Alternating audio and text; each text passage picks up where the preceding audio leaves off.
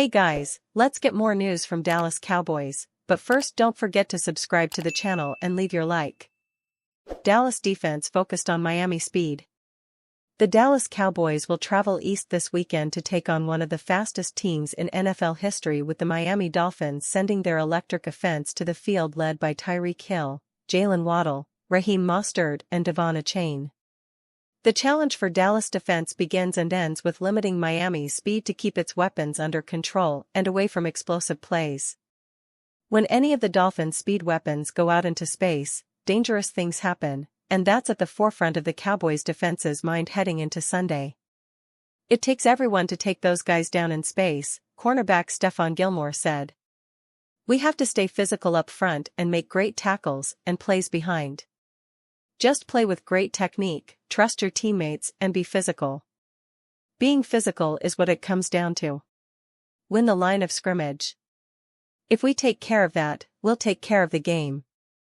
The Dolphins also use pre-snap, which will force the Cowboys' defense to step up communication in a road environment to account for matchups and moving pieces.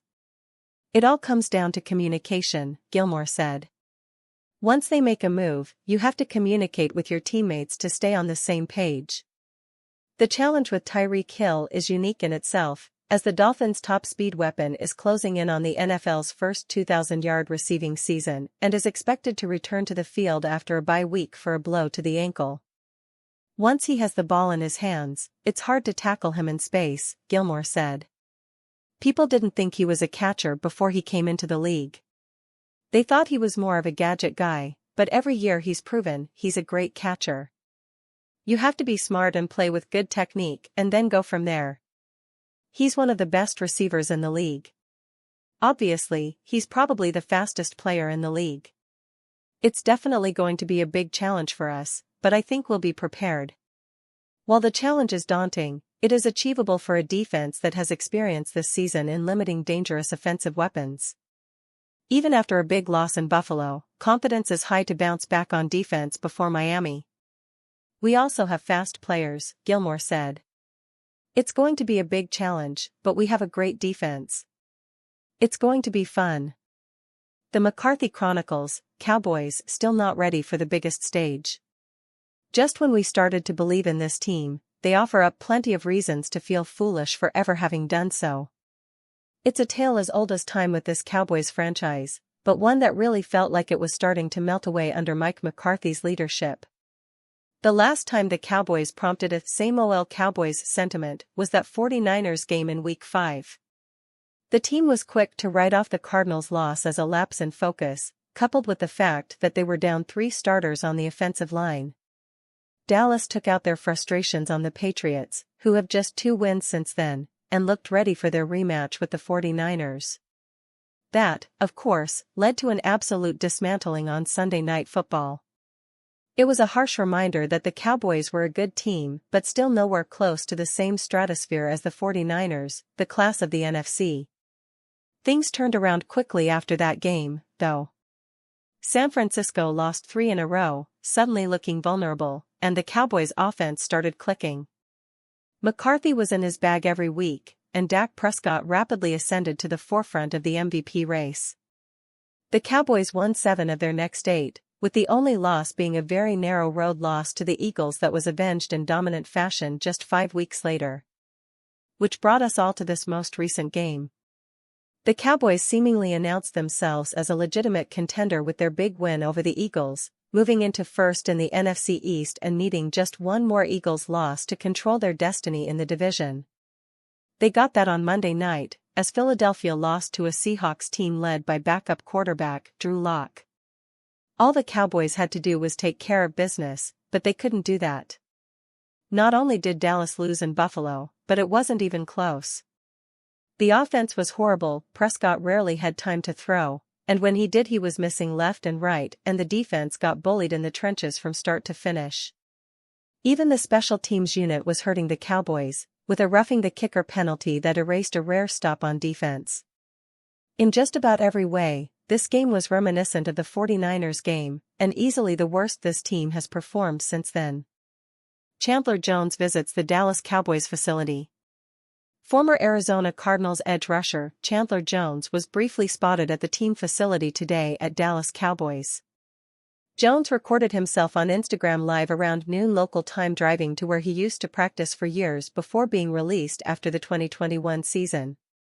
It is unknown if the trip was planned, as he said, "Know my old job. I'm passing by, I don't care, I'm passing by," before pulling into the parking lot with another person. "They used to tell the fans all the time, 'You can't be here.' Well, I'm a former worker. I hope I don't get arrested." Jones made a comment about owner Michael Bidwill before walking into the front office with a handful of Cardinals employees. He briefly said hi to a few familiar faces before leaving. "I just wanted to say hi to you. Just you too. God bless you." "God bless you, I see you," Jones said. "I miss this place." They said God bless me back, maybe they'll like me here, before saying hello to a passing employee. "Maybe they'll still like me here. It would be cool if you liked it."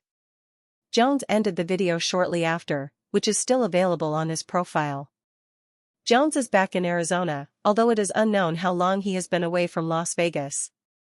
Residents in Las Vegas. He recently had a run-in with local police, according to TMZ. According to TMZ Sports, Jones was at his home in Arizona when police confronted him. As we previously mentioned, he was handcuffed for violating orders of protection. He did this twice, the first time involving him going to a woman's house, stealing furniture and setting her yard on fire. Jones was released from the Raiders on September 30th. He will turn 34 in February. The Dallas Cowboys are interested in hiring Chandler Jones. Chandler James Jones, born February 27, 1990, is an American football defensive end who is a free agent. He played college football for the Syracuse Orange and was selected by the New England Patriots in the first round of the 2012 NFL Draft. He has also played for the Arizona Cardinals and the Las Vegas Raiders. Jones is the younger brother of UFC heavyweight champion Jon Jones and former NFL player Arthur Jones. Jones was born in Rochester, New York, to parents Arthur Jr. and Camille Jones. Jones attended Union Endicott High School, where he played high school football. He was a 2007 Super Prep All-Northeast and Prep Star All-East Region selection.